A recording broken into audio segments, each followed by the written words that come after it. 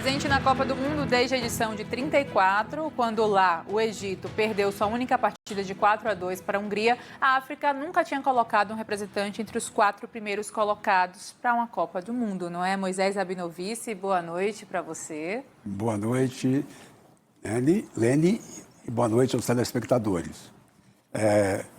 Não só um país africano, como também um país islâmico, numa Copa do Mundo organizada por outro país islâmico. O que o Marrocos tem conseguido é muito mais do que uma vitória em campo. Seus jogadores ressuscitaram, de alguma forma, a questão palestina, que estava adormecida, graças à exposição da bandeira palestina nas comemorações de vitória dos Jogos, pelos jogadores, pela torcida, em todo o mundo, nas festas que começaram com as vitórias do Marrocos pelo mundo. Teve festa em Paris, em Trafalgar Square, no Marrocos, na Casablanca principalmente, e Berlim. Na Europa há, por alguns cálculos, 5 milhões de marroquinos. Isso explica essa efusão de alegria. Agora, os marroquinos também conseguiram unir, pelo futebol, as facções rivais palestinas na Cisjordânia e Gaza, o Fatah e o Hamas.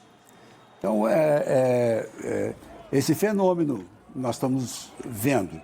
O Oriente Médio, em peso, mandou congratulações ao rei marroquino e aos jogadores. Tivemos reações na Líbia, no Iraque, no Egito, no próprio Catar, em Dubai. Enfim, o mundo árabe unido em torno de um país, o Marrocos, que comemora suas vitórias expondo a bandeira palestina. Eu lembro que as negociações com os palestinos começaram depois da visita do presidente egípcio Anwar Sadat a Jerusalém, em 1977. Mas o que foi oferecido aos palestinos inicialmente foi uma administração apenas burocrática. Eles teriam uma autonomia administrativa. Isso não foi aceito, como também ao longo do tempo, nada que foi proposto prosperou. Tivemos altos e baixos, tivemos o Yasser Arafat perto de dizer sim numa negociação em Camp David, mas temendo as consequências de concessões, ele voltou atrás e a paz até agora não foi obtida. Israel e Marrocos têm relações sociais, diplomáticas, religiosas e culturais profundas. Muitos judeus marroquinos vivem em Israel e há uma relação diplomática entre os dois países. Seu embaixador em Tel Aviv tem promovido festas num hotel da cidade, logo depois dos Jogos. Aqui comparecem também israelenses. Os israelenses acompanham os Jogos pelas televisões. Mas o ponto alto é que, depois dos Jogos, os palestinos rivais distribuem doces em comemoração à vitória. E cada vez mais a bandeira palestina fica exposta ao mundo como uma pendência para a paz do Oriente Médio. Esse embaixador do Marrocos disse para o jornal Haaretz: o que se vê aqui é mágico. Estamos tentando desenvolver tudo no Marrocos, desde esportes, infraestrutura, tudo relacionado à juventude. E agora você vê os resultados. O sucesso que nossa equipe fez não surge do nada. Na quarta-feira, às 16 horas, o Marrocos entra em campo outra vez para um jogo também com conotações políticas. É a potência colonizadora contra o colonizado, a potência antiga colonizadora contra a ex-colônia.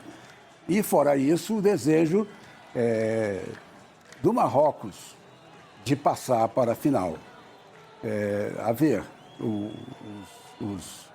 os árabes estão se repetindo, Inxalá, esperando uma nova vitória. O presidente francês, Emmanuel Macron, viaja para o Catar, onde vai assistir pessoalmente, ao vivo e a cores, o próximo jogo do Marrocos. Bem essa influência mesmo, né? Política, futebol, dois ambientes ou duas atmosferas que muitas vezes podem ser vistos separadamente, mas agora que tem uma influência total, geopoliticamente falando também, não é? Então, esse é um fenômeno, porque a gente conhece do Oriente Médio as divisões, sempre uns países contra os outros. O Egito mesmo, que esteve na inauguração da Copa no Catar, ele tem graves pendências com os países do Golfo. E, no entanto, pelo futebol, estão todos unidos agora. Ele mesmo telefonou para o rei Mohammed no Marrocos, em Rabat, para congratular-se com as vitórias marroquinas. Na verdade, Lene, na seleção marroquina, tem 14 jogadores que disputam campeonatos fora do Marrocos. E 23 não nasceram no Marrocos, mas são de descendência marroquina. Esse time acabou sendo reunido de uma forma bastante mágica, como disse o embaixador marroquino em Israel. E ele tem produzido mágicas, resultados inesperados.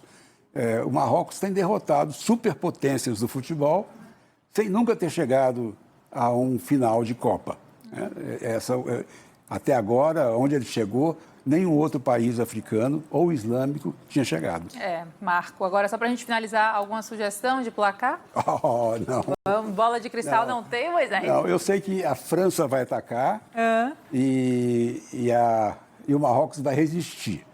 Agora, é preciso lembrar que contra essa paixão que está movendo os marroquinos, muita coisa não faz efeito. Eles superam os obstáculos, têm bastante fôlego e estão atrás de uma taça que nunca nenhum país africano ou islâmico jamais conseguiu. Vamos torcer para ver o que seja o melhor, né, acontecer aí para essas duas seleções que se enfrentam na quarta-feira às 16 horas. Obrigada, Moisés Rabinovici, pelas informações do Internacional aqui no Segunda Edição. Boa noite, Lene. Boa noite, espectadores. Obrigada, Moisés.